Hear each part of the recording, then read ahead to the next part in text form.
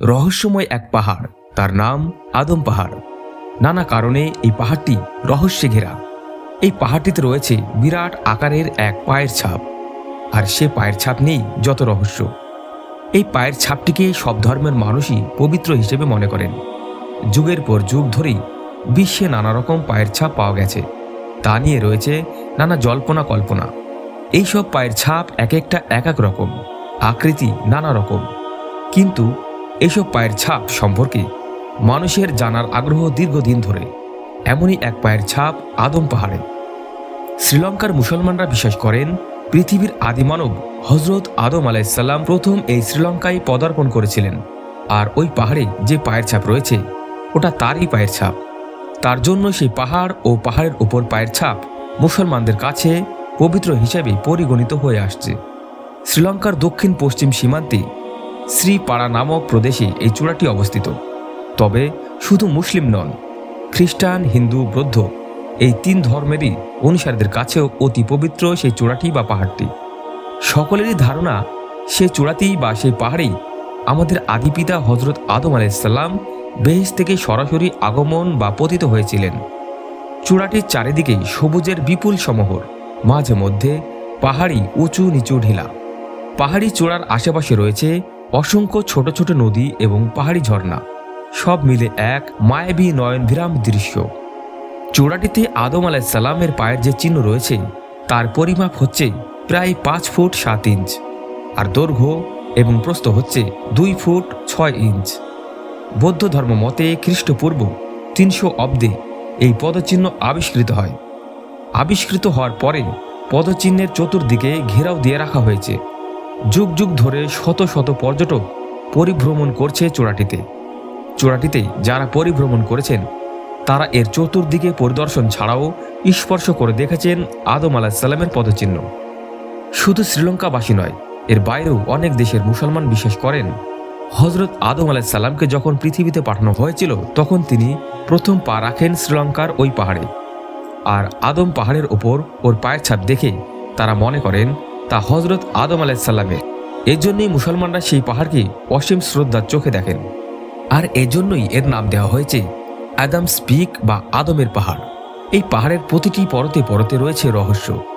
এই পাহাড়ের চূড়ায় যে পদচিহ্ন রয়েছে সেখানে পৌঁছাবার খুবই ঝুঁকিপূর্ণ ও অ্যাডভেঞ্চার।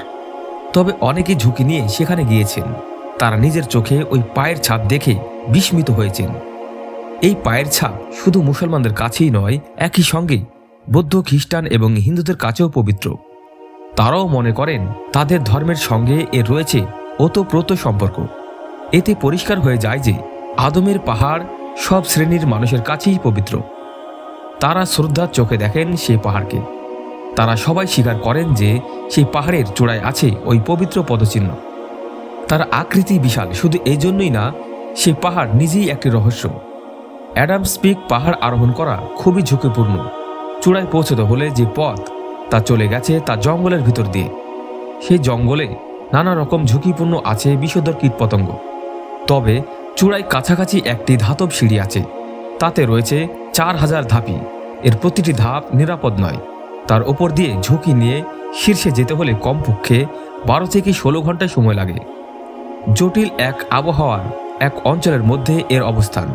বছরে মাত্র 3 থেকে 4 মাস এই পাহাড়ে আরোহণ করা যায়। বছরের অন্য সময়টাতে এতে আরোহণ সম্ভব হয়ে ওঠে, কারণ কাব্যিক অর্থে বলা যায় এই পাহাড় তখন মেঘের ভিতর লুকিয়ে যায়, চারিদিক থেকে মেঘে ঝেঁকে ধরে। সে পাহাড় এবং পাহাড়ের পদচিহ্ন নিয়ে একটি বই লিখেছিলেন মার্কুস অক্সল্যান্ড। বইটির নাম the sacred footprint, a cultural history of the Adam's Peak. তাতে বলা হয়েছে সেই পাহাড়টি 2243 মিটার উঁচু। এর আকৃতি কোণের মতো। ভারত মহাসাগর থেকে সেই পাহাড় পরিষ্কারভাবে দেখা যায়। আগেকার দিনে আরবের শৌখিন ব্যক্তিরা সমুদ্র যাত্রা এসে পিরামিডের আকৃতির সেই পাহাড় দেখে পুলকিত হতেন। তাদের কেউ কেউ এটাকে বিশ্বের সর্বোচ্চ পাহাড় বলেও অভিহিত করেছেন। প্রাচীনকালে সিংহলীরাও সেই পাহাড়কে বিশাল উচ্চতার বলে মনে করতেন। কেউ কেউ মনে করতেন সেটি বিশ্বের সর্বোচ্চ পাহাড়। 851 সালে সেই পাহাড়ে পদচিহ্ন প্রথম দেখতে পান আরবের সুলাইমান।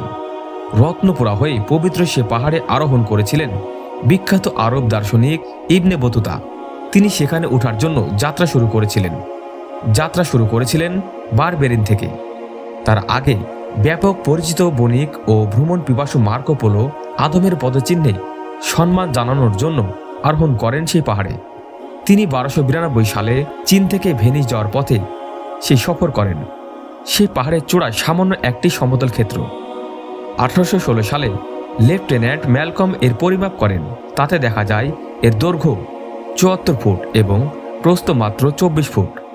মোট আয়তন 1776 বর্গফুট। এর চূড়ায় রয়েছে একটি প্রকাণ্ড পাথরখণ্ড। এর উচ্চতা 8 ফুট। এর উপরেই রয়েছে ওই পদচিহ্ন। এর দৈর্ঘ্য 68 ইঞ্চি, 31 ইঞ্চি চওড়া। তবে বৌদ্ধরা মনে করেন ওই পদচিহ্ন হল বুদ্ধের বাম পায়ের। বুদ্ধ তার অন্য পা রেখেছিলেন বর্তমান থাইল্যান্ডে, আগে যা সিয়াম নামে পরিচিত ছিল। থাইল্যান্ডে রয়েছে তার ডান পায়ের ছাপ। থাই ভাষায় তাকে বলা হয় ফ্র্যাস্যাত।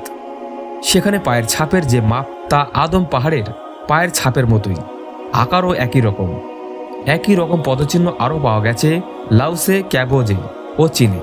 বৌদ্ধরা ধারণা করেন বুদ্ধ ছিলেন 35 ফুট লম্বা, তাই তিনি এত দূরে দূরে পা ফেলতেন। তবে এই পদচিহ্নকে খ্রিস্টানরাও সম্মানের চোখে দেখে। 1505 সালে শ্রীলঙ্কা সফরে এসেছিলেন পর্তুগিজ এক নাগরিক। তিনি সে পাহাড়কে বলেছেন পিকো ডি আদম। তারা মনে করেন সেন্ট থমাস দ্য ডাউটার ভারত এবং শ্রীলঙ্কায় এসেছিলেন। তারপর তিনি এই পাহাড়ে পা রেখে স্বর্গে চলে গিয়েছেন। তবে হিন্দুরা মনে করেন সেই পদচিহ্ন হল শিবের পায়ের। তবে লাখ লাখ বছর ধরে চলে আসা যে রহস্য তা আজও মানুষ জানতে পারেনি, আর সেটা হলো চূড়ায় যে স্থানে আদম আলাইহিসসালামের পায়ের চিহ্ন, সে স্থানে জানুয়ারি থেকে এপ্রিল পর্যন্ত সূর্যের আলো, আর মে থেকে নভেম্বর পর্যন্ত মেঘের ঘনাঘটা বা বৃষ্টি পড়ে না। এমন আরও অনেক রহস্য আছে এই চূড়াটিকে কেন্দ্র করে। অতি চমৎকার এই চূড়াটি বছরের পর বছর অবিকল রয়ে গেছে। এর সৌন্দর্য এতটুকু হ্রাস পায়নি। সে কারণে চূড়াটি বিশ্বের মানুষের কাছে পবিত্র বলে পরিচিত। আশা করি ভিডিওটি যদি ভালো লেগে থাকে চ্যানেলটি সাবস্ক্রাইব করে আমাদের পাশে থাকুন পরবর্তী ভিডিও পাওয়ার জন্য। সবাই ভালো থাকবেন এবং সুস্থ থাকবেন। আল্লাহ হাফেজ।